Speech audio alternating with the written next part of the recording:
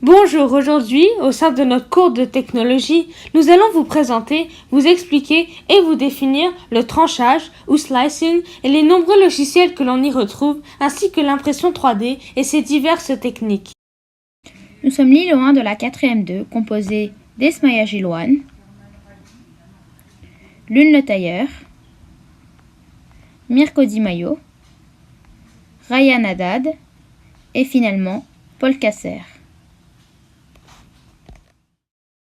Nous allons tout d'abord vous donner la définition du tranchage en impression 3D. Ensuite, nous vous présenterons les différents outils de tranchage, Cura, Simplify 3D, Slicer, Netfab et finalement Repetier. Par la suite, nous vous donnerons la définition de l'impression 3D avant de vous présenter les différentes techniques d'impression 3D, c'est-à-dire la technique FDM, SLA, SLS, DLP et finalement par lamination. Pour terminer, nous vous donnerons notre conclusion ainsi que nos sources. Le tranchage est une étape fondamentale avant l'impression 3D. Après avoir mis le fichier en format STL grâce à un convertisseur, un logiciel va découper le fichier numérique en instructions comportant les informations nécessaires à l'impression. L'utilisateur doit avant tout donner celle-ci: la hauteur du modèle, aussi appelée résolution, ce qui fixe le temps que prendra l'impression. La densité ou quantité de matière est aussi une donnée importante, elle est déterminée par la forme et l'utilisation de l'objet. La vitesse de l'impression est bien entendu l'information donnée par l'utilisateur. Toutes ces informations sont écrites dans un langage numérique utilisé pour commander certaines machines, le G-code. Cura. Cura est un logiciel d'impression 3D gratuit que tout le monde peut utiliser. L'utilisateur doit tout simplement importer son fichier STL, sélectionner la bonne imprimante et sauver le tout sur une clé USB. En plus de son utilisation très simple, Cura autorise non seulement les fichiers STL, mais aussi OBJ, X3D et 3MF. À partir du logiciel, on peut modifier la largeur et la longueur de l'objet ainsi que retourner à l'objet. On peut aussi modifier l'épaisseur des couches, ce qui réduit le temps d'impression. Cura est un logiciel très précis sur lequel on peut apporter de nombreux changements à notre objet grâce aux 300 différents paramètres. Cura est le logiciel le plus connu, de nombreuses compagnies l'utilisent ainsi que des écoles. Simplify 3D. Tandis que Cura est gratuit, Simplify 3D coûte $150. Cependant, certains considèrent ce logiciel comme l'un des meilleurs logiciels de tranchage par sa puissance et son professionnalisme. Ce logiciel est très utilisé par les experts car il est complexe et il bénéficie de nombreuses fonctionnalités comme la rotation vers l'avant, l'arrière, la gauche ou la droite, etc. Simplify 3D permet de définir des paramètres particuliers pour différentes imprimantes. On peut aussi donner des instructions précises selon le type de filament ou même le modèle et il est très simple de stocker ces données pour une utilisation postérieure. Ces profils peuvent être utilisés par d'autres personnes, ce qui permet à la communauté de partager le travail. Le système de support est également très performant. Cependant, certains disent que le cycle de mise à jour est extrêmement lent.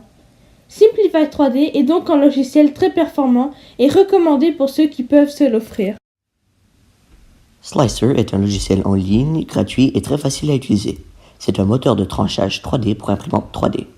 Ce logiciel génère un code G avec des fichiers CAO, STL ou OBJ. Après avoir fini un fichier de code G adéquat pour la production de la pièce voulue, il est envoyé à l'imprimante pour la fabrication de l'objet physique. Depuis 2013, la moitié des imprimantes 3D testées par Make Magazine supportent Slicer en disant qu'il est facile à utiliser et très complet.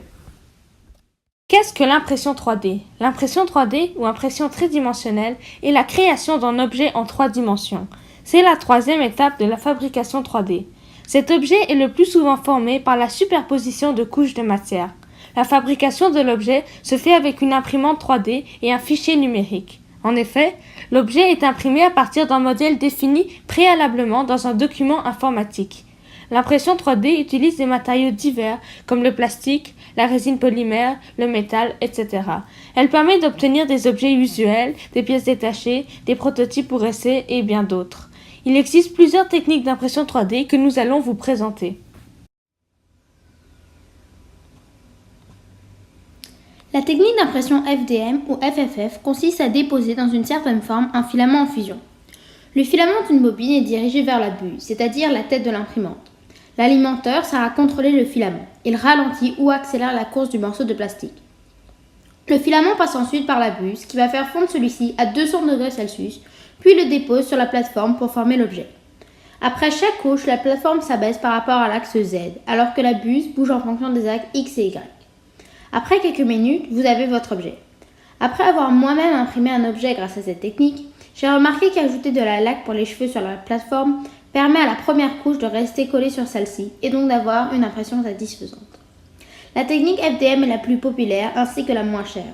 Voilà pourquoi les compagnies commençant l'impression 3D choisissent cette technique. La stéréolithographie. La stéréolithographie est aussi très utilisée en impression 3D et cette technique a également pour nom SLA, c'est-à-dire Stereolithography Apparatus. C'est la première technique d'impression 3D à être utilisée et elle a commencé à être développée en 1984 par Charles Hall. Cette technique utilise le procédé de photopolymérisation. La polymérisation est l'union de plusieurs molécules pour en former une grosse et photo signifie lumière. C'est donc une source de lumière qui va unir des particules d'en composer ensemble. En effet, la SLA utilise un laser pour solidifier des résines sensibles aux UV.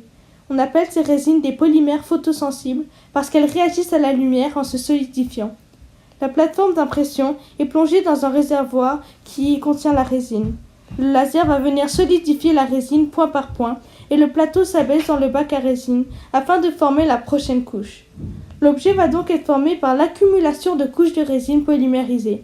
Le laser va éclairer la surface des résines selon les données qui sont définies par l'ordinateur pour créer correctement l'objet. C'est pour ça qu'on peut dire que ce processus est composé de 4 parties, c'est-à-dire le réservoir à résine, l'ordinateur qui dirige l'opération, la plateforme perforée et la source de lumière qui sont les rayons UV du laser. Cette technique permet d'obtenir des objets qui comportent beaucoup de détails parce que la résolution de l'impression est élevée et la surface de l'objet est très lisse. La technique d'impression 3D à la résine est particulièrement utilisée pour la création de couronnes dentaires. SLS ou frittage sélectif au laser est une technique d'imprimante 3D qui utilise un laser comme source de puissance pour le frittage de matériaux en poudre comme le nylon et le polyamide. Cela fonctionne en visant le laser dans les espaces définis par un modèle 3D, chauffant le matériau et le liant ensemble pour créer une forme physique et solide. Cette technique ressemble à la SLM car les deux ont le même concept. Par contre, contrairement à la SLS, dans la SLM, le matériau est complètement fondu. La SLS est une technique relativement nouvelle qui jusqu'à récemment n'a été utilisée que pour le prototypage rapide de la production de pièces en petite quantité. Pour conclure, la fabrication 3D a révolutionné le monde de la technologie et a apporté beaucoup de progrès et d'innovation. Le tranchage et l'impression 3D sont deux étapes fondamentales de cette technologie. Il existe divers logiciels et techniques différentes en de nombreux points, mais qui ne cessent de se développer pour devenir toujours plus performants. L'impression 3D est de plus en plus utilisée et son essor ne fait que commencer. À l'avenir, l'impression 3D sera toujours plus employée car son développement en aura fait une technologie d'une efficacité sans précédent qui aidera à simplifier la vie des humains. Voici les sources que nous avons utilisées pour trouver nos images ainsi que les informations.